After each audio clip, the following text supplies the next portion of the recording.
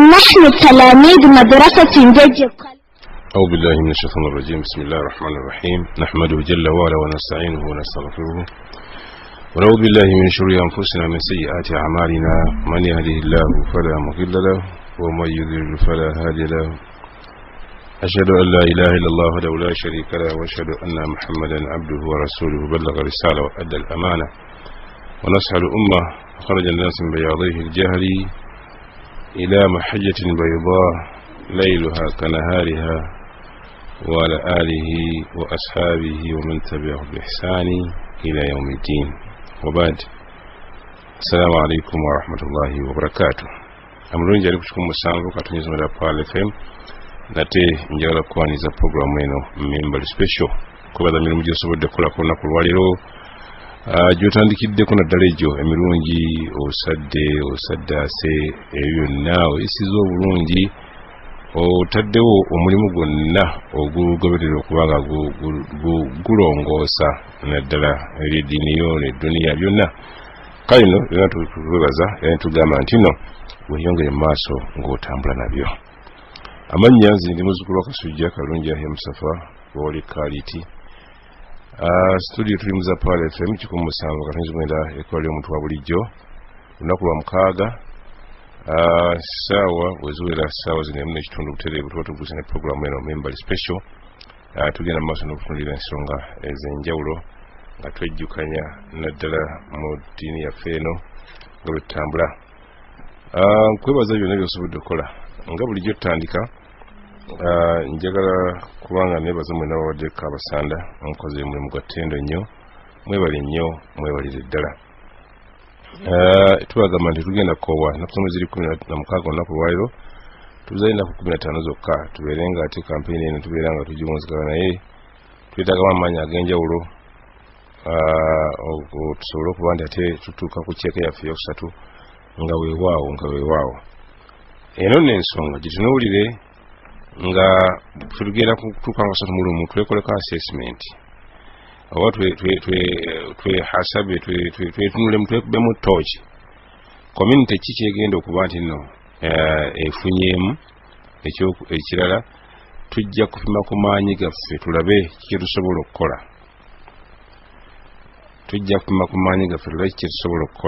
Pala FM ejja kukola mulimu okujja okuwa report eraga analysis ya prozibu nga zitambudde, bantu bamikulu namba meka abawaddeyo ssente, ranges ziri mu ssente meka okuva bakyabawaddeyo wakati w'olukumi n'12,000. Ebyo byonna ntusubire inshallah abakulu bajja kuba nga batukolera report tusobole okuba nti nno bonna tusobole okuba nno ffenna tutambulira wamu. So tusuubira nti bwe tunanga tukikoze ekyo kagenda kuba kabonero akatulaga biki tusobola okukola nga tuli awamu, era n'okusobola okutuyambako okutukolera tooki mu bye tusobola okuddako okukola yonna gye tusinziira nga tumaze okufuna Abdullah Offer ku benchmarking. Tumaze okufuna tulabe nti abo tukozesa ekyo tusobola okuba nti wabeerawo ebirala tusobola okukola ebirungi. Katugambe neeyagaliza singa already tumaze okufuna miliyoni 3 mu myezi 3, maanyi ag'enkunala g'osobola okukozesa okukola ebintu ebirala, naye ng'olina ekyokulabirako ng'omaze n'okutunuulira obusobozi bwa we buli. Obusobozi obwo bukusobozese okubaako bw'olaga, naye ng'okubufuna oyise eno mu kuba kiki mukoze mu mbeera efaana bwe. N'olw'ensonga eyo kiki njagala okutubako nti okuŋŋanya ssente tuzimbeko abasanda tulabe nti mu nnaku kina tufunye miliyoni 3 gaba maanyi ageyawulidde ge tusobola okukozesa agateeteeragako oluusi buyambi bwa muntu obuteetaaga muntu kugamba nno waaba ayimiridde, obuteetaaga kumanya kanzu gy'ayambadde ya kala ki, obuteetaaga kumanya obuwanvu bufaanana butya oletera kumanya avudde ku kyalo ki we Masaka we Bugerere weno we Busiro we Bombo. So kaseera kano kyebuddenga nti atwengeremu amaanyi yita ku 0706 74 6 oba osobola okuyita ku 0773 24 68 54. Ekyo tunatukikoze tujja kuba tuwengeddemu amaanyi tulabe nno tutuuka nnaku zonna zisatu mu lumu nga tuna ettaffaali lyaffe lyetukuŋŋaanyiza obulungi erigenda ku Kabasanda insha Allah. N'olwensonga tulagamba nti yita ku ssimu eyo mu Mimbali Special muno. Nali tuna lipooti yaffe eya Mimbali Special eya wiiki ewedde. Si eyo si mbi naye si esanyusa n'olwensonga eyo mujogere mu amaanyi. Muyite ku 0703 24 68 MTN 54 oba osobola okuyita ku 0707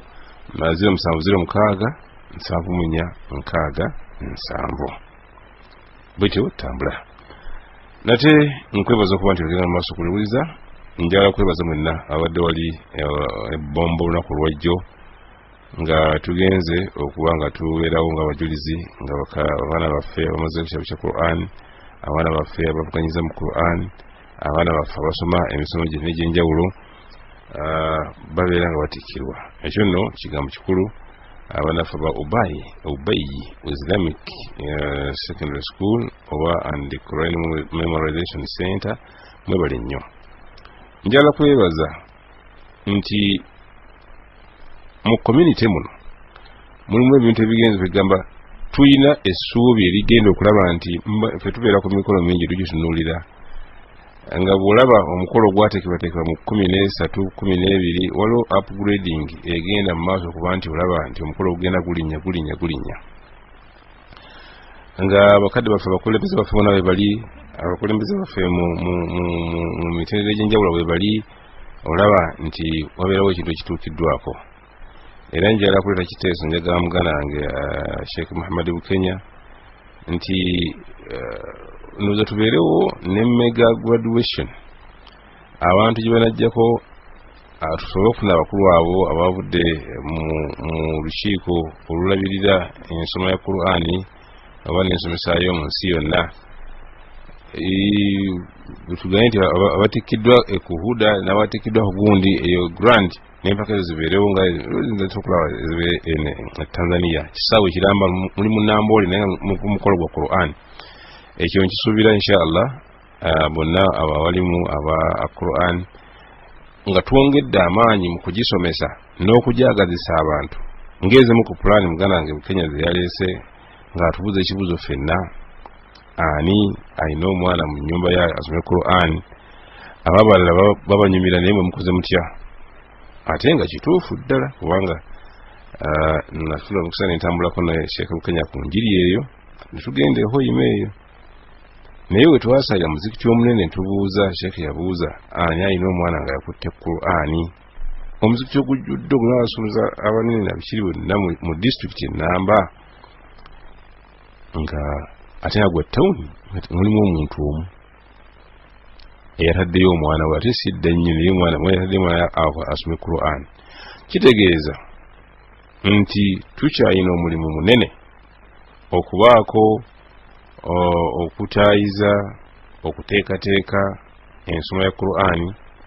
nga bwezze. Alhamdulillah abantu abamu bategedde lwaki omwana abadde akwata Qur'an. Ebitandika kutereezebwa lwakuba nti abantu baagala bitereeze mangu. Nedda buli system bwejja esooka nejja ebaako bintu bingi ebijjirako naye okutereeza dawaamu yaayo eba eruddewo ebyokutereeza biba byangu kyokka ng'ekisobola okuba ekizibu kwe kutandika n'okubanga ekintu ekyo kitambula. Nina obukakafu nti insha Allahu taala Qur'ani Karim n'abantu nga batandise ogisomesa buli omu tukola amasomero tahfizi tuyitaddemu yes muli mulungi era manyi tekujja kutereera ku stage eno gye guliko gye tuyita initial stage oba eno take off stage naye mu maaso tegunda stabilizinga nga amadalisa aga tahfizi wegali mu region ez'enjawulo ne tutandika okugendako nga tugenza okukola hafula nga ya region tugamba nti kati central region hafula tugikoze tulabe amasomero gaayo gatambudde gatya. Eastern region kimanyi naye etambuddeko tugende eyo yo etambudde etya, western etambudde etya, ne northern eyo eggulu eyo teri so oli mukukyali munene so susuubira nno okutereera gwako kujja kuba kuli wano ku take off stage kubanga buli omu yenna kyatandika butandisi atandika kusomesa Qur'an bantu bajagadde jjukira nti eno stage ndala bakadde baffe bo gye baakozesa bo bennyini beetabamu ne basomesa abaana Qur'an. Ako akamunyenye ke tusanze ke kuba nti amaanyi gaabwe ago ge baateekamu amangi kwe kuba nti basobola okuba nti Qur'an essaawa zino gwe naye wooli osobola okuba nti wifuna omuwalimu agikusaaza so nga ate omulimu gukyali munene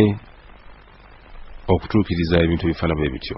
Nabadde njagala muganda wange Sheikh Bakari abadde mu Kannungu n'antegeeza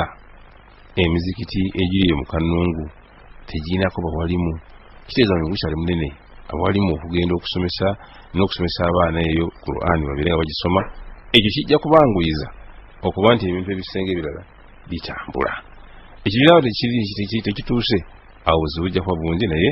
ala kulli hali neebaza nnyo mwenna ababadde mu mukolo ogwo okulaba nti Qur'an etambula ng'egenda mu maaso. Bismillahir Rahmanir Rahim 17 Katonda Paul FM webale nnyo okuba ng'okyagenda mu maaso ng'otuwuliza. Dakiika nebulammeka 10 kula ssaawa 2 za kumakya program Mimbar Special gyetulimu wano mu studio sinzika ndine Sheikh Mahmoud Kibate wali tugenda kuba tutambula ababuuzeeko nate tweyongereyo mu maaso inshallah. Abatuuliriza abalungi mwenna gye muli eyo, assalamu alaikum wa rahmatullahi wa barakatuh. Nkimanyi bulungi nti muto wange Bongo kwoli owuliriza baseeka bange bangi kwe muli mwenna mwetesitese okuwuliriza irimu eno olwekyo tubaaniriza mwenna mbeere nga muwuliriza irimu eno naye mbadde njagala nga situndaba kusoma tutangaze eggwanga kyomanyi ensi abantu bajja nabakozesa ekigambo nti ensi ekula naye tekula wammwe wokka ekula buli wamu kati gwogenze wano n'ogamba ekigambo ndimanya nti ensi ekula ogambye nti ddaawa kakongoliro naye nga kakongoliro gigabye mu kyalo kagamba nemanya nti kati mu kibuga tekyaliyo ddaawa kakongoliro kati ekigambo kakongoliro twakikozesanga mu bintu byo naye kati bwe kitatte mu ddaawa ninga nti y'omukyalo ye kakongoliro kati eno yo no mu kibuga ojja gituuma erinnya ogwo gukulekere naye kati naye we tuvaayo mu kakongoliro etukyesaanganga ne hijja naye egenda mu kakongoliro. Hijja bw'ojja n'otunulira emabega twagikoleranga twagendanga bugenzi ne bahaaji bo n'otuuka eri n'olaba omusajja ne mutuulawo ne mwogera ku by'ennyumba. Eyo siteegi n'evaayo ne zijja nga siteegi zijja zikyuka nnyo paka olwaleero ne visa zennyini enfuna gye baazona zinafunako visa nga zijja Nairobi. Ngende Nairobi ne bakonamu n'enkomawo wano. Naye katulali minisitule ya hijja yayisizaawo etteeka ekkakali kandiyite bwentyo kuba ekkakali naddala kuba Uganda kubanga abantu ba Uganda omanyi buli kimu kisinga kinne waakyo fetulaba bannaffe bagagga ababa bagenza okukola hijja naye bwe wageraageranya ne ku nsi endala ezikola hijja baavu ekyenkanidde awo kubanga gavumenti ya Saudi Arabia ng'eyita mu minisitule ya hijja yagambye nti abantu bonna okutuuka mu mwezi gwa Shaaban abasaba balina okubeera nga baweddeyo. Abasaba okugenda okukola hijja balina okuba nga baweddeyo, si kuggwayo wano e Uganda wabula nga ne visa zaabwe zimaze okusabibwa. Ng'ekyo kitegeeza nti buli anaakola hijja agende mu kitongole oba mu kibiina mwanaayita asasuleyo ng'obudde bukyali bamukolera enteekateeka eya hijja seya umra so ne umra naye yingiramu mu ekyo hijja ne umra byombi biyingiramu mu ekyo naye waliwo alizoga nti nejja kola umra kuba umra olwedde ekyo kiba kitegeeza ekyo kyennyini nti Shaabani alina okuba nga amazeeyo naye owa hijja kati Shaabani ne bawo mwezi kyolowooza tutunuddemu kati guno tuli mwezi gwakomeka abantu babulya emyezi gino egyabwe ejja girigoola tuli mu Rabiul Awwal akakati tuli Rabiul Awwal sikwe gwokusatu loza gwe gwokusatu kakati babaliremu awo Rabiul Awwal January kujja kwa gwakuna katubale mu gwangu February gwakutaano March gwa mukaaga April gwa musanvu kale lutumu Rabiul Awwal Rabiul Thani Jamada Awwal Jamada Thani Rajab Shaaban kitegeza mwezi gw'omukaaga mugw'omunana mugwokutaano mwenna mulina okubeera nga mumaze okusasula ebitongole byammwe ate nabyo birina okubeera nga bibakakasa nti bimaze okubabuukingira bimaze okubateekerateekera gye munaasula bimaze okubasabira visa kati gwe gwe zisiwa n'ogenda mu gw'omukaaga inshallah ojja kukola 219 hijjayo 219 wojja gikola kuba otugula ku 218 kati alisasula mwezi gw'omukaaga gw'omusanvu oyo bamuteeka mu 219 ajja okukolera okitegedde n'olwekyo abantu abagenda okukola hijja mwenna twagala bakubiriza n'okubasaba nti museeyo amaanyi n'ebirowoozo byonna mugende musasule mangu ebitongole byammwe batunuddeko abakulu abo ekisooka olukawala omujjuzo ekyo kimu ekyokubiri batunuddemu n'olw'ebyokwerinda ebigenzi ebikyankalana mu nsi nakyo kitunulwemu mu ngeri efaanana bwetyo n'ekyokusatu kwe kwanguyiriza abantu enteekateeka ez'obuvunaanyizibwa okusinga ezagundi dduka ate wane waffe Uganda kituyamba nnyo kuba abantu balina ebizibu byabwe bingi nnyo manye ebintu bya hijja bino bizibu obuzibu bwabyo kwe kuba nti omuntu aba ne ssente ze yali badde nazaani abeniizize atuukamu abeera eno mu Rabiul Awwal gye tuli atena niye ekola akyazozaamu nakane inshallah natukira awo Ramadhan alagenda okugwako nga ndabikanjize mu Ramadhan tebagenda kuwaniriza muntu agenda kola hijja n'omu ku mulundi guno kakati nabirabyeko antu Amalika bagindi magutwala abantu ketusookedde eno abantu baleme kuganti gundi wandese. Assalamu alaikum warahmatullahi wabarakatuh. Wa alaikum assalam wabarakatuh. Yabukeesezaawo ekitiibwa. Amiina. Tukyali balamu. Bajjuludde tusaba Allah subhanahu wa ta'ala basonyiwe. Ebyabasobako bye balongoosezza abikkirize. Amiina. Ewaffe ku mutala Sesiriga emmende mu Busiro wali ebyo twafiiriddwa omusajja mukulu Zeika Yindu ayinza okuba nga basajja abakulu abasatu ababadde basigadde ku kyalo naye oyo ye Allah subhanahu wa ta'ala yamututte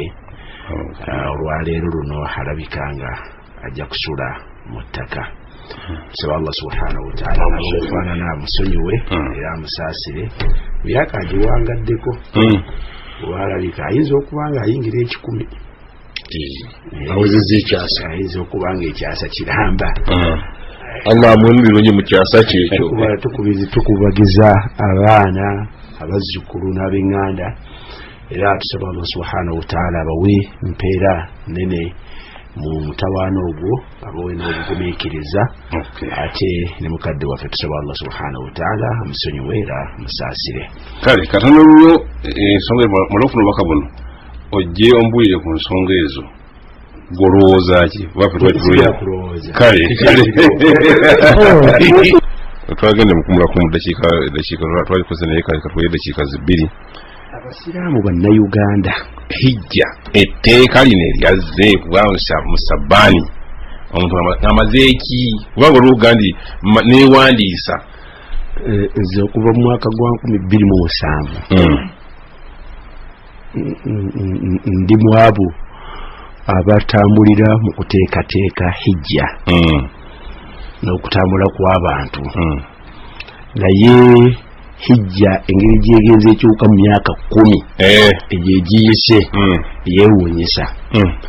naye bannayuganda bajja kusigala lwaki buli muntu kyalowooza sigala bwenkola yaabwe olina okuba nti myaka 10 simanyi bannayuganda nkola yaabwe oyakumala kumpaameka kubanga ebintu ebirala nga bikyuka ojja kusula mu banka omusolo akusasulira nekugambye nti wadde emyaka 10 nga ndimu abasituka tugende batwetaazaaki mukomeewo mukifunye muddeeyo tezinaba kale ate wano kati benjogerako mbamanyi ate ne mwegye 10 nabo badinga basigala ode mulungi naye olwaleero Saudi Arabia embeera yaayo ndala Allah tusaasire abantu si bunaku bannayuganda si bunaku naye mindset yaabwe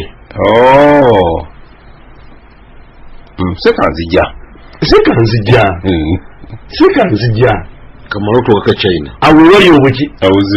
obuzibu nazirina sente asooka nti gwaliyo bahaji akusasulanga okomyewo ng'akumyewo aseka nedda kijagenda passport yiyo ayagala amutwala akwate sente azimute ng'azirina subhanallah era wewali ebizibu gwozirieni wotalabanga naye abantu abanaakola hijja omwaka guno deadline ya Saudi Arabia ya Shaban gwokutaano bagayirwe gwokutaano onoga Shaban tibamumanyi gwokutaano omwaka ogujja 2018 era gwanga maze okusasula nsuubira kyamaani muganda wange Sheikh Abdul Busurwa ne tiimu ye Secretary General ne spokesperson waffe tumusuubira okubeera nti banguwe bategeeza abantu officially era mulina press conference naye simbadde sinagiwulira okuva officially olwattu omwami walumanyi naye okolawo ki buli kibiina kiweebwe sakyula oyo munna naye kino kijja kututuusa omanyi ekintu kiyinza okujja nga kirabikanga ekibi naye ng'ate kyekirungi la tahsabuhu sharra twagiyitako omulundi ogwayita mu nsi endala olwokuba nti abantu babeera basengeka basengeke waliyo ensi nga bw'oba wakola hijja emyaka giteekwa kuyita 5 tebakulabako badde njagala otegeeza abantu tiwaliyo ensi ng'abanaakola hijja mu 2019 bamanyiddwa olwaleero yakuvuga bo bamanyi kati gundi 2019 be bagenda kakati ntunuulira nga Saudi yafuna dalisiti za 19 ezeesindala nga ezaabu tulina kusabayo wadde wamunakunasiya visa obeera e Makka nga bw'okyadduka misinde nga bahaji bayingira naye nga bw'okyakuba Uganda bannange mupereze sente muwereze sente naye bahaji nga bayingira era nakyo tukitereezegambe nti obeera eno ng'oli mulamazaani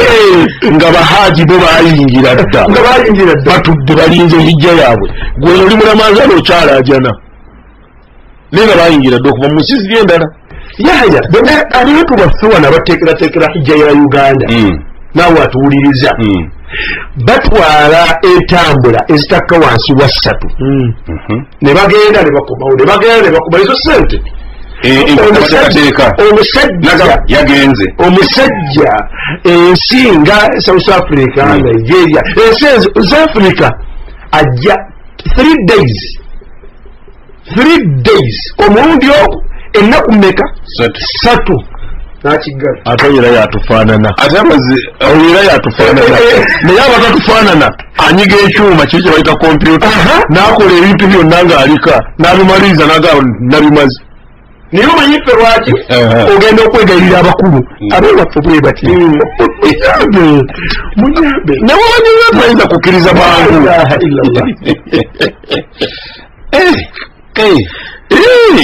naye ebbanga lyonna wano Sheikh yagenze yakomyewo naye nekitwala omuntu kiriki genda osasule ebyetaagisa genda osasule entambula genda osasule ebisulo genda osasule okulya genda omale okumewo bakugulira system ekyo kyaffe kyambuza mu ofiisa baffe kuluno tebakyasukka mwezi gwa kutaano ekyo njagala abantu bakitegeere bulungi naye ate nze ekyagala ebbanga lyonna mbadde njogeraganya ne bakama bange naye ati eno embeera tusobola ogivaamu tuteeke muteesi nnaku za ssalira obudde bulungi n'omuwendo ogw'essalira tukkaanye nti olwaliro abagenda okugenda mu hijja bali 5 ebikumi eri 5 tutegekera abo mu kiseera ekiki ekituufu naye nga ffe tuwalirira abantu baffe tulina 8 ate tulina 1000 ne muwandiisa 1,500 ne bajja 1,000 ne muwandiisa 1,100 ne mujja 8 odo bulungi ngate n'olunaana olwo lujjira mu mbeera eyo ey'obulumi naye katonda tuteekewo embeera y'abantu bina kirabika Uganda erimu abantu ddala abeetegefu kugenda kukola hijja si gwe muwendo kwota yaffe gye baatuwa omuwendo ogwaffe mutono naye tuteeka mu mbeera ero omanyi hijja manisitapa naye manyi seeka niyabye nti okwogera naye abeebina webalira be batuufu oba 5 wabula ekizibu wekiri kirimu ffe naibu zamana na walaisa ni zamani na aibu siwala kyekugambye kirimu ffe gwemuba nziye kuteekamu ekirowoozo tosalire okukola hijja n'osuula pasipoti ewange nenkuwola nenzira nesikusasula nenkulya zamaja naye gweddala omuntu yenjana ne manisita twaa ngasato wali mu bina ebyo abesitapa yogera okola muze gwe wamatiza sinama nakutuuka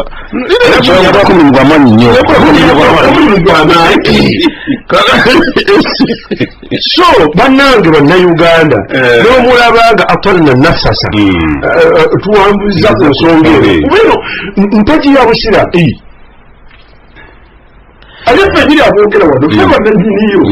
ate mwe twogeraganya nabo mwe bannanyiniyo ate empagi eno ekirungi kyerina Allah tayinza kuvunaana tewalina busobozi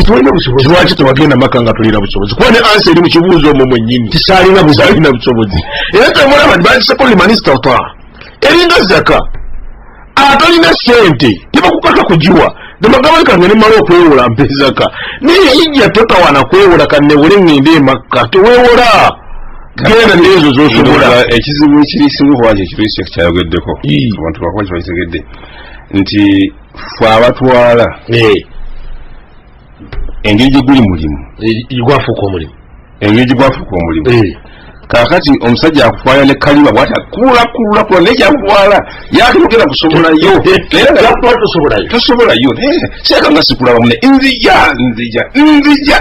kakati atulumaolusimutyabokutwala wamugandi njagenda kakati nno mu ngeri yakanako bwetyo nze nebaza Allah subhanahu wa ta'ala nti wazzeeyo esystem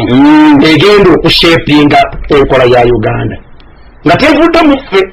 wabula evuddewa evudde eri mu banyini kitundu evudde eri bannanyini nteekateeka awoga nti omwezi ogwo abanasangibwawo alhamdulillah nze nkakasa bagikola nze nkakasa bulungi nti system gwe bwoba tusobola kwekyusa system osobola okukukyusa watusobola kwekyusa system ejja kukyenjinga oyagala toyagala kati bwe bawanga bavuddeyo n'enteekateeka eyo nti omwezi weeguti ate anaakola hijja ate kukubanga tumumaze okumuteekerateekera ebibye khalasi Allah tuteeremu obwangu jifunga ngana ndikubuulira nendaba nenga nti omanyi simanyi waliwo mu kiwandiiko haddemu enteekateeka eri mu ayani tino ono wamaze kino weyaba akasidwa nti ayingidde ekiba kimala dda emyaka 3 gye tuyiseemu emabega ekyo kyaggwa sisitemu ero balina gye bayita masaar electronic system gyodinga nayo omala kubimaliriza kubanja neyeetaaga kino nga tekiriko webijjula byonna nebira wali nga bijjudde nga oyajje kati omwaka oguwedde sente zobadde oteekako nga baga nti zino zijjamu 5 nga batemako 5 nga bagiggala paka lozaayo ne bagulira oyongerako ayongerako zameka yazabasatu ngegulirayo 3 agate 3 bwesasulidde khalasi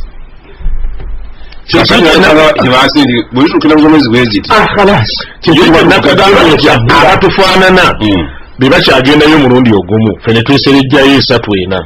naye abatatufaanana abatunyukako bakolagana na sisitimu atuula waka mu nju oba mu ofiisi naga sisitimu musaba ki n'agibuulira nga ati onkulabye omazeeyo ne bali ne bategeeza ne mutambula ogiggulawo yonna ng'eraga red naye uganda twagala kino na kino na kino kyo kasitoma bino byonna ng'egera etikira green bwe malanga etambula obwo kompyuta bwomanyi butambula ng'eggulawo ng'ekwebaza wasulidde 10 sente zijjamu 10 kubina ebiri wano khalasi omu 2 3 baweddayo 10 ng'eggalawo ojja kumala kuteekayo ndala n'okwebaza so baganda bange omuntu yonna anaakola hijja omwaka guno embeera yakyuseemu ate okusingako mugende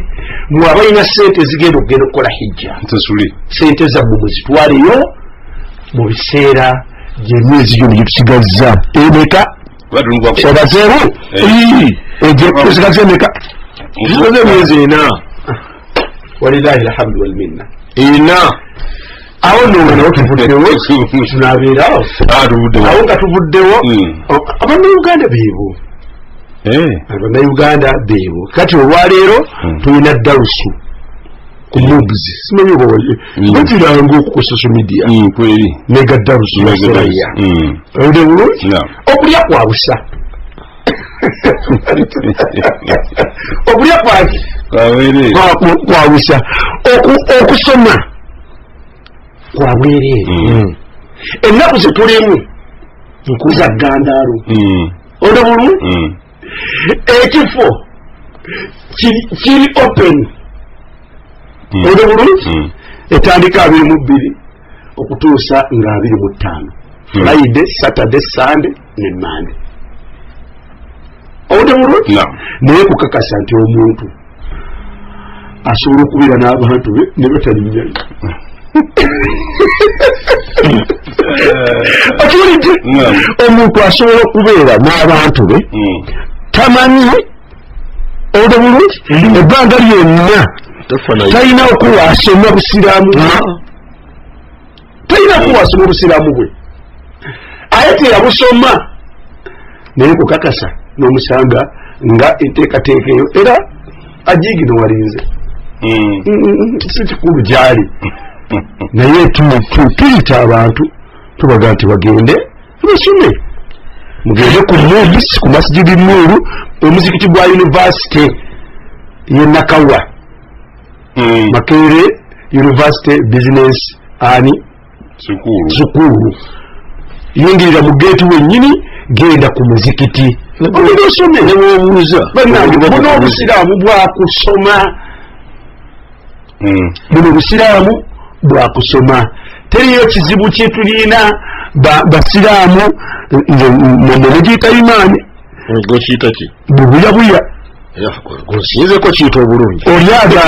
olyaga nti ekikulu imaani ye yasukka okumanya kwe okugamba waliwo okuwaana Yahya wakiwira kecho musajja imaani ye kizibu kye imaani ye yasukka okumanya kwe waliwo kuwaana mu ngeri gyeriyeyo imaani yasukka okumanya lotegeere aya za Allah yati fabashiruhum bi'adhabin alim fabashiruhum bi'adhabin kati omuntu okubashira adhabun alim yayinza okukoza tabshir kati omuwala ati imaani yazukka okumanya batyabuti kumugamba kiyita mutagandibwolugete kulunjiko okunsi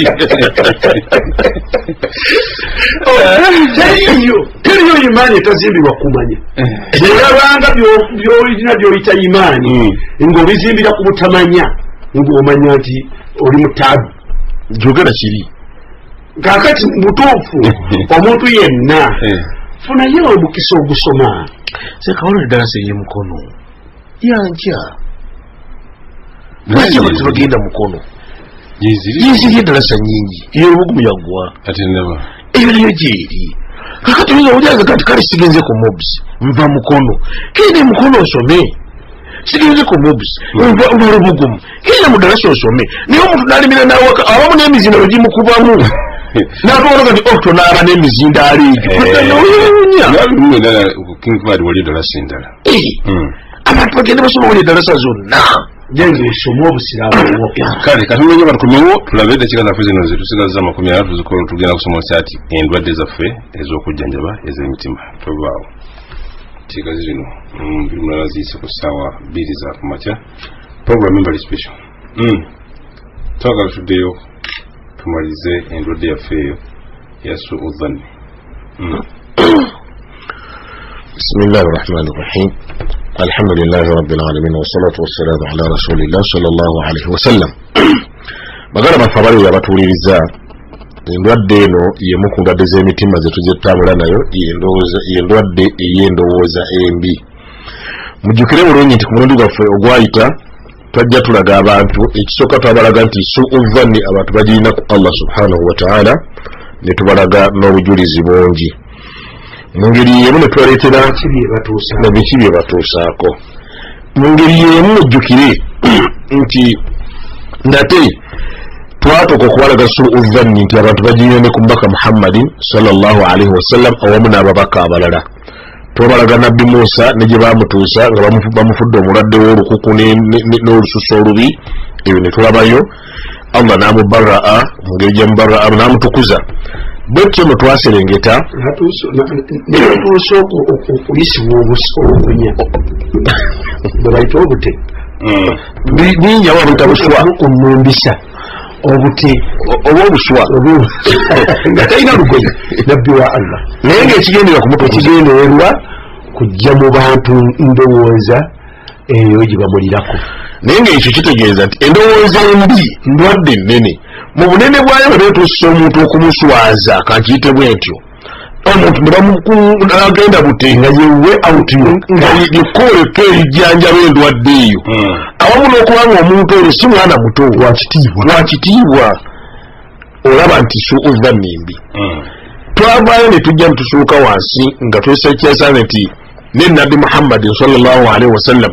suudhanni yenyini yamulowoozebwako ne mu maka ge ne bagiyingizaamu ne byatuusa mu maka ge binene nnyo olubereberye twalaba Mariyamu mukyala yawangalira ku kyalo ng'amanyiddwako bulongoofu butya Allah subhanahu wa ta'ala naye abantu owamulabako bo kyebamanyi mu mbeera yakyo tebamuwanaanya tebataliza ekyo kyali kitulaga nti suudhanni awo omuntu agirina tayagala kuwa muntu excuse tayagala kuwuliriza kubanga Mariyamu tebamuwaayo kadde kamuwuliriza konna bo olwamulaba batandikira Mariyamu ng'okoze ekigambo kinene kale jjukira Haruna kale jjukira kitaawo kale jjukira maama wo ne batandika okumwogerera ebigambo ebiwanvu gye twava ne tujja ne tugguka mu mbeera y'okubeera nti mukyala wa nabbi sallallahu alaihi wasallam Aisha maama w'abakkiriza ne bamukolako ensonga emu ya suudhanni paka lwe kyanyeenya obwa nabbi wa Muhammadin sallallahu alaihi wasallam ne kinyeenya famire ya Abubakari ne famire ya nabbi Muhammad sallallahu alaihi wasallam n'abasiraamu bonna lwakumutemerera naye nga su'udhanni era yava mu bantu bwe batyo abafaanana bwe batyo. Mujjukire bunyi twasoma aya ezo naye tulina aya gye twakomako Sheikh nyenjagala ojjukire obulungi kuba twaga nti inna alladhina yuhibbuna an tashia alfahisha fi alladhina amanu lahum adhabun alimun fi dunya wal akhirah wallahu ya'lamu wa antum la ta'lamun. Aye gye twakomako naye twali tunagitematema gimalayo bulungi nga Seeka Kalungi atugamba obudde buweddeyo twali tumanyi nti buweddeyo naye ku mulundi guno tatugamba nti buweddeyo tatugamba tujje gimala. Allah subhanahu wa ta'ala agamba nti abaana nga muvuddeko bino bye tuze tubanyonnyola bye baayogera ku lukiiko kwa Aisha n'omuntu yateekeddwa okwogera nti Allah yatugambira nti walawla idh sami'tumuhu qultum ma yakunu lana an natakallam bihadha. Subhanallah, singa mwawulira ensonga eyo temwali gyetabyemu ng'ekyo kituwa amagezi nti mulimu ku ddagala ggwaya alibadde afuna su'udhanni ly'olina okukola. bw'olaba ng'ekintu kyebakuletedde nga kibi ogamba nga nti bino sinze nannyini bino kubanga naga nti wala subhanallah qultu ma yakunu lana an natakallama bihadha subhanaka hadha buhtanun azim. Singa owulira okubabaga nti mwe mwennyini mugambe nti tekitugwanidde kwogera bino Allah wayawukana okukutemerera kunene naye olwaliro bajja ne bakuga nti owayiti tusanze Umaru timumusanzeewa tumusanze kupyawo naye nga akutte n'eccupa ng'eringa yamu nga nti yafadda oyo nti ekyo kitono yafadda tosobola kuteekako komenti ega nti subhanallah ekyo nga kinene gwotalabangako wadde n'akagiraasi naye gwe olamudde n'okufa n'okuteekako we tusanze guuni nga nti mumusanze akola ki tumusanze akotta omukyala mukyadaga ti ekyo kitono bajja kukola n'ebisingako awo su'udhanni gyowulira naye Allah agamba nti bw'oba owulidde nga bagambye munne ekigambo sooka ogambe nti bino sibyetabaamu ate tokoma ku ekyo nga ni munne mulowoleze bulungi ogambe nti hadha buhtanun azim. okwo kutemerera kunene nnyo nga tonnaba kujajinga kumulamula sooka omulowoozeeko nti kino kyeboogedde ono akyogedde alabika yatemeredde naye wane waffe su'udhanni tugyetabamu bubi mu famire zaffe mu baganda baffe mu mikwano gyaffe negituwangaalira yonna. Kituufu mu aya zino ne bino bye tujja tulaba tewaliyo bitutegeeza nti bingi byolaba mu ngeri gy'obirabamu n'obubonero obusemberera okubikakasa mugongo ogwo nti bituufu si bituufu. Sekaddamu statement eyo bingi mu ebyo bye tulaba oba bye tuwulira n'obubonero obubiriko obubiraga nti bituufu bingi si bituufu. Anti Seeka kyekiri kyenaogedde ntya okitegerekese mu nnyukuta zitegerekeka bingi oyubiramu bwoba omuntu nga bituufu n'ebyo byalaba ne byawulira bingi si bituufu. Gwogambe ki ku incident ya Maryam nti omwana avaawe kale nnyonnyola Maryam anyonyole omwana avaawa. Allahu akbar alhamdu kigambo kinene Sheikh si kyangu omwana ava mu bafumba babiri mukwegatta mu bafumba babiri okubeera awamu kale n'abo babeera bakuze ensobi omwana wakola wava kakati ono asitudde omwana asitudde omwana azze naye ate era we omubuuza ti mwana wange ngugamba nti akukakasa nti mwana wange owude bulungi aye tetumumanyiiko musajja tugambe tutya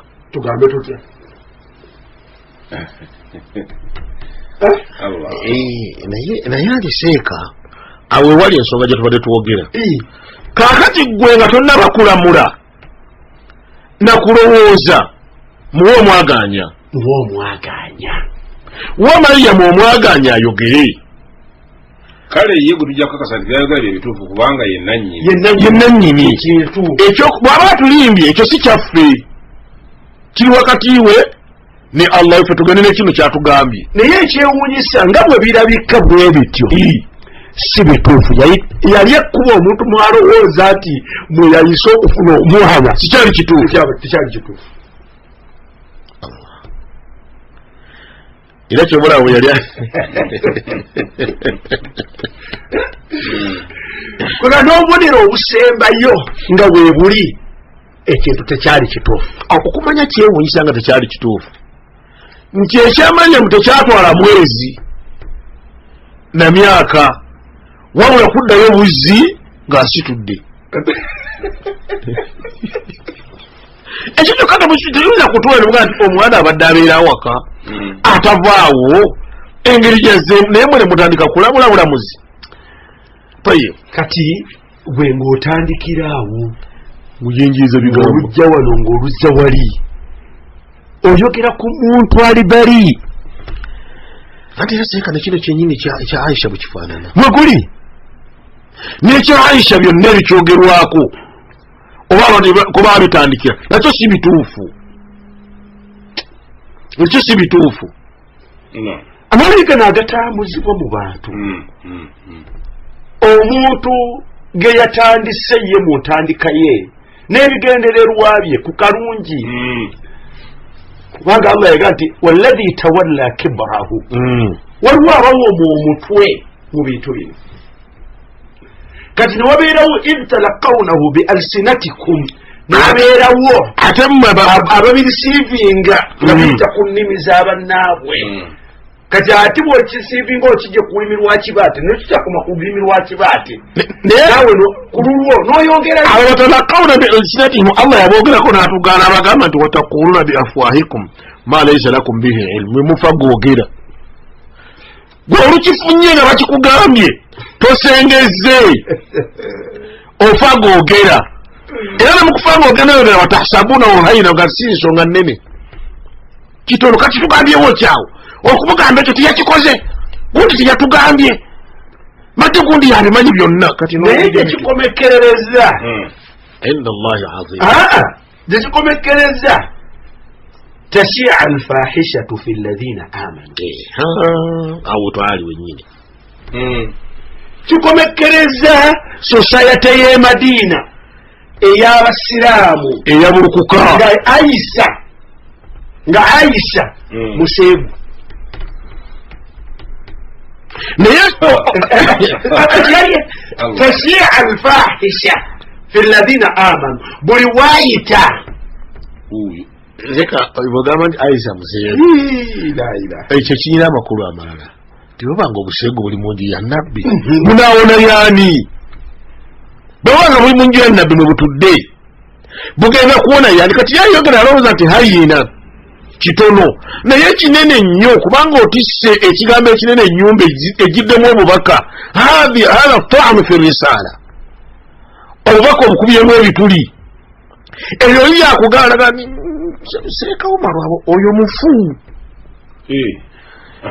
ndubuze gwate gwandize kiri seeka naye ate nsinga seeka kakati ebi byennyininyini oba omaze okupaana mu ilmu tugatte bulungi ebintu bino bitegerekeke bw'oba opaana mu maka ga nabbi sallallahu alaihi wasallam omwava risaala buli lwotandika okuvuma oba okufumita oba okujulungula omuwalimu oba oli ku busiraamu era oba oli ku bubaka bwennyini bwokubamu ebituli kitegerekese bulungi kyage nti ekyewunyisa mu aya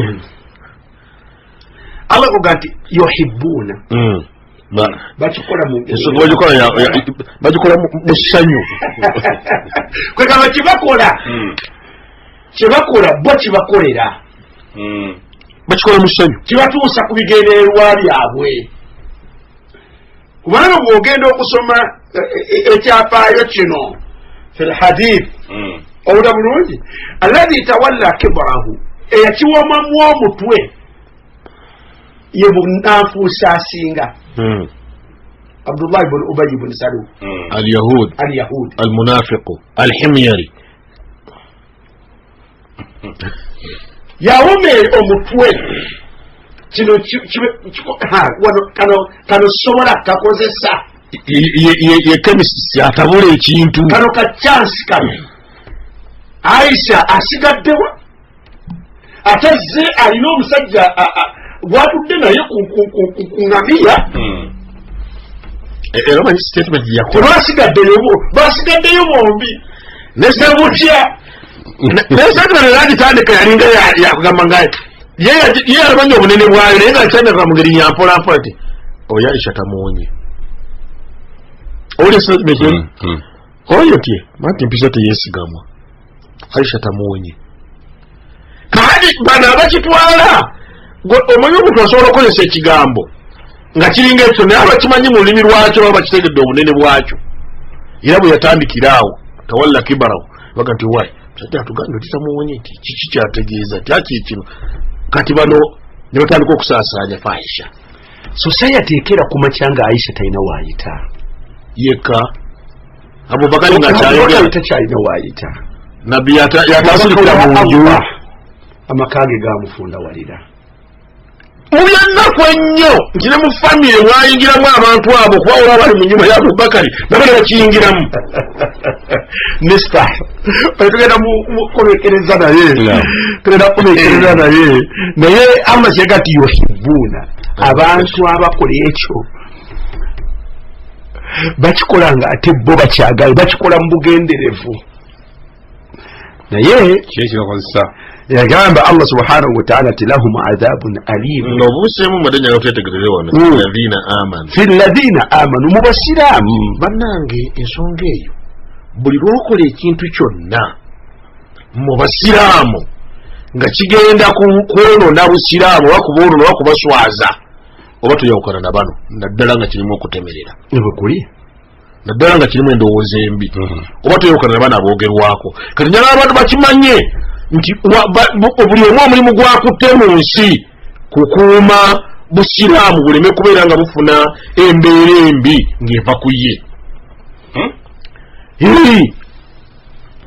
aleme kubeera nga obusiraamu bufuna embeera enzibu yonna ng'eva ku ye nakino kitegerekeke bulungi nti wano twogera ku baburaa abali innocent tetwogera kubazizza misango tetwogera kubazizza misango twogera kubawayiriziddwa twogera kubaloolezeddwa bubi ng'ate si tebali yesu uzani gye twogera kubanga ekizibu ekiri mu Uganda omuntu abeera guilty ddala nga mu butuufu gwe imaamu naye nga ettaka ly'obusiraamu kuwajja okukola obwa imaamu nga ddala mu butuufu ddala abasiraamu balyazamaniza n'oligoberera n'abaana bo oyo sobwa twogerako era oyo mumuvunaane ffe twogera ku muntu ng'ali innocent bali gw'olabye obulero gana namulabye nga neetula ennyininyini kyegamba naye nga tulina kyomanyi kyonna amanyi ekyayito olijona ntugera nenjogerako naye nga nagamba nti omanyi nti abantu nabo suuzanni yakyusa n'abantu abaali batuwa obuyambi wano tolina kyageraga nti ekyapa kyakibaate akakulizo kaze kikakwa kya community babalokiza mu community tunajja nze kankuwako ekyokuleberako kimu kya suuzanni waliwo omuzikiti gumu twali tuguzimba bwe tuba tuguzimba abawarabu ne baagala okugutuyambako ne bajja ne bwe bajja nga waliwo abalala balina suuzanni ababa bateekamu ebyabwe tuba tuli mu motoka nanga naye Mahmud njagala kubuuza ekibuuzo lwaki muwalagana ne gavumenti ne mubuuza baani nti mmwe ne mubuuza ffe baani nanga nti gurupu yo ne mugamba nga sikimanyanga nti wallahi ffe tulina amawulire ekyasigwa okuba ekibinga obukubamu amawulire ago mu motoka mwali nga nasobola nnyo mulumiriza nti gundi gwe waŋŋambye naye ku nkomerero ennyo bwetulana nti oni yatugaa nti mmwe teyagala nabalabako mu nsi gavumenti nemugaa nti ate nga mwe tuli kakati sukuva naye engeri eyo etuuka n'okutemerera olemese n'enkulaakulana ekyo kyekiri kyogambye ekyettaka nti batuuka n'okubeera nti ettaka nti mulikyuse mulize manya ga community gundi situmwesiga tajja kukolerako bya busiraamu. Naam, tumaliza aye. Naye ekibonerezo kya bino bye tulimu ani akisobola okukyetikka akiremereko asobola okulemera ku mbeera zo agume kubanga kigatega nti lahum adhabun alimun fi dunya wal akhira. Allah ajja kubanyiga, Allah ajja kubanyiga, Allah ajja kubabonereza n'ebibonerezo ebirumira ddala, naye nga mu bifo byabwe ebibiri bwe bagenda okuwangalira mu nsi tebajja byona, tebasobola kuwona kunyigirizibwa. tojja kuwona ku bibonerezo bya Allah subhanahu wa ta'ala mu mbeera eyo ku nsi. Ate wal akhira ayi ne ku nkomero tojja kuwona bibonerezo bya Allah. Omutagwana okulinnyako mu kyawakati engeri gyeyakomekerezaamu aya nga nayo ya buzibu. Allah ga nti wallahu ya'lamu antum la ta'lamun. Allah amanyi obwennyini bwa buli kyonna kyemulaba, byonna bimulowooza ebyo mbadde mulowooleza banna nebyemukola byennyini yabimanyi. wallahu ya'lamu bw'oyogera bwogezi naye omanyi obwennyini bweyo byoyogera, naye wallahu ya'lamu. Seka bw'otunulira empandiika ya Qur'ani eno okulinnya yalega nti wa ana a'lamu, naye yakozeseka nti wallahu ya'lamu ng'alina akugamba nti gwakugambako mulala otegere osseeyo obwongoozi kukenyogamye nti wallahu Allah amanyi, naye omutawaana we guli wa antum la ta'lamun. Ebintu bye tukola mu bunene bwabyo ffe tetumanyi nti binene. Omuntu atandika ekintu nekigoya society emyaka, omuntu atandika ekintu ku munne ku muganda we nekigoya famire yaabwe for years, naye nga kyatandika mu ngeri erinanga yakusaaga nekiva ku mmwe abaana nekigenda ne mu baana bammwe.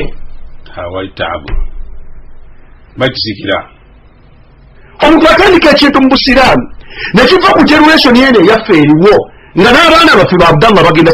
kisanga. Omuntu atandwaki family ezimu zifudde, abantu baweddewo, naye lwakigambo omuntu kyaba yatandika oba kyaba yayogera kyalabanga ekitono n'ayagala n'okufuuka ku stage eyejjusa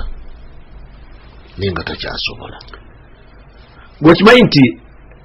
omubaka atuuka okufa, Allahumma salli alaihi wasallam, Aisha n'asigala nga wali mulamu, ne Ali bwe bava mu maka ge gamu,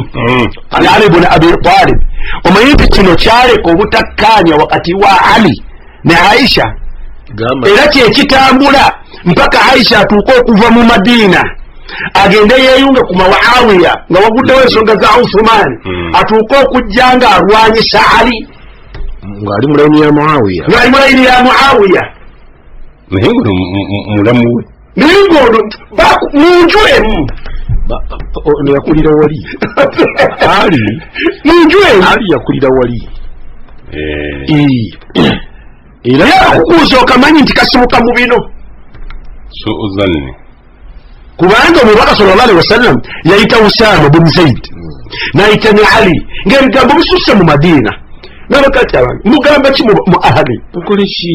mugamba ki ku bantu bange. Usama n'amugamba nti ya Rasulallah wamubaka wa Allah bano bantu bo ate n'ebigambo n'okwogerwa kwabyo tetubamanyiiko illa khaira, tubamanyiiko bulungi bwereere ebikyemamanyi. naye Ali yamugamba nti ya Rasulallah lwaki tugenda mu maaso n'embeera eno ng'abakyala mu Madiina muno bangi, Allah asobola okubeera nti ofunamu omukyala omulala gwe wennyininyini n'owummula naye kufa, naye nti walibuuzizzaako ne kumuweereza abeeko ne kyakugamba obategeeza Barira, so nga Barira Aisha yamujja mu buddu newe wenye mwebyo byonna temuli mu kigambo kyali kigamba ti Aisha yakoze waba ye ali agamba nti olw'okutaasa embeera bwefaanana tuve mu kino tufune omulala ekyo giro kireka tukiveemu tulemenye ogenda ku buzibu kubanga tugenda kuyingira obuzibu buwanvu awo Aisha wanajagala kuwa bantu magezi de magenda gamba munno nti tamukyalawo ogenda kutabula amaka mu ngeri gy'otomanyi amutego omanyi gye basinkana nenge gye basinkanamu gye batambuddemu olutalo olaba oluli Aisha kulebuzi kigambo kiga nti bagambye nabbi ndi alisaanidde okuleetayo gundi ali eyo gy'otuuse baleeta omulala nga nange ndi wano wandibanga ondowooleza bino na bino na bino na bino olwo lutalo Abubakar yafuga myaka nga 2 Umaru yafuga emyaka 10+ Osumani najje nafuga naye tunulya bwe basinkana mulembe nga ali yakutta obuvunanyizibwa ate sebo ogenze janna bijojere kiriwo kyagwirawo wakyali waliyo emyaka olyokote ensonga eri myaka nga 3 Allah naye tagyerabiranga byonna bireetebwa endwadde eyo tekyakoma ku ekyo mu mbeera eno bwe baayogera ebigambo mwalimu omusajja ayitibwa Misbah mutabani wa Athar yabeeranga wa Abubakar ye yali ng'amulabirira era nga wa luganda luwe naye bwetuga ti ani ne Misbah ayogera naye ayogera owawali ono Mustafa ono wange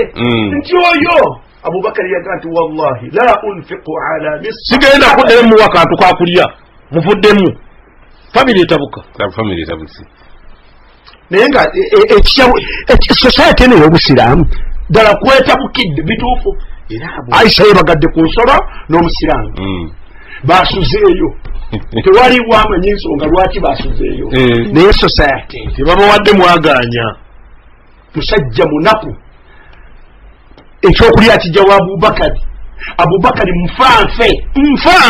wa Muhammad sallallahu alaihi wasallam omwana yamuzaala omukyala wa nabbi mubogera mwe muli bwarabirira yaga ati alinda banzizeyo kuwakange Allah yamugamba ati abadan ebaga atona lyanandekanga ndi mulamu Allah yamala musumulula yake Allah yasiteeka eri 22 yaga nti wala ya'tal ulul fadli minkum wasa wala ya'tal tebalikanga yoruba talikayo mulumwe Allah go yashukurumya kulwa bananyiri bulungi Allah go yashukuru n'obugazi temulikayo kuberanga muyamba anyo otu ulil qurba abengando kuberanga mbo kino ulil qurba ye Misbah kino Abubakar engozo malode zizi engozo bane baguddemu tebajjako kulabirira abantu bamwabo tebajja kuwaleta n'abanaku walmasakin ekigambo bino nabwolaba bijja byosatule mu Misbah byonna byamulimu ekisooka ule kuruba yali wa luganda ku Abubakar ekyokubiri wa masakini nga munaku kyalina tekimumala walmuhajirin alimu abo abasenguka misikini era wansi wano tumalirize kubanga ajiga tusigazeemu yokka Allah gandi waliyafu waliyafu kirungi balekere waliyasfahu mwelekereze ala tuhibbuna an yaghfira Allahu lakum wallahu ghafurur rahim abaya abooluganda batabuka abasiraamu abatabuka falyafu musonyiwe era mwerekerezi yasfahu ebyo biri mubikola nammwe Allah byabawa mutumwagala Allah abasonyiwe ayeweka Abubakar yagamba nti sigenda kukutula lubeerera komawono nebyoyagala awona wejagala so kutuse ayo wabadde kishuno kyawulako awo tugenda okukoma nako olwaleero wala kudingana na muganda wo bino ebirala mumutuze tebikyandawanya ebimbagalinga kati abasiraamu buli omu gyawangaalire mu famire ye awakaawe muzikiti gwe mu society temusobola kuddingana ensonga eyo eri wakati wamu tesobola kukwanagana ng'eno Allah falyafu tukomewa ugenda oddingane naye abasiraamu tebalakusolebwa kyenjagala mukyonga kamalirize kuddingana kyensonga bakali akakwakulizo keyasaba bakamusuuza busuuzi tekalate kwakulisa akala era nemestahi tiyagala nange oba ogambye ebyo kati nange omala kunneetondera waliwo omutabani wange abato yampa obubaka nembadde mbwerabidde nga nekikoze bubi bamwyita Abu Kawenja programu eno agibeerako alhaji oyongerako Abu Kawenja gali mu studio muno ng'omuyita Abu Kawenja otyo ani nze muzaala ate nijja tuwagikola yakola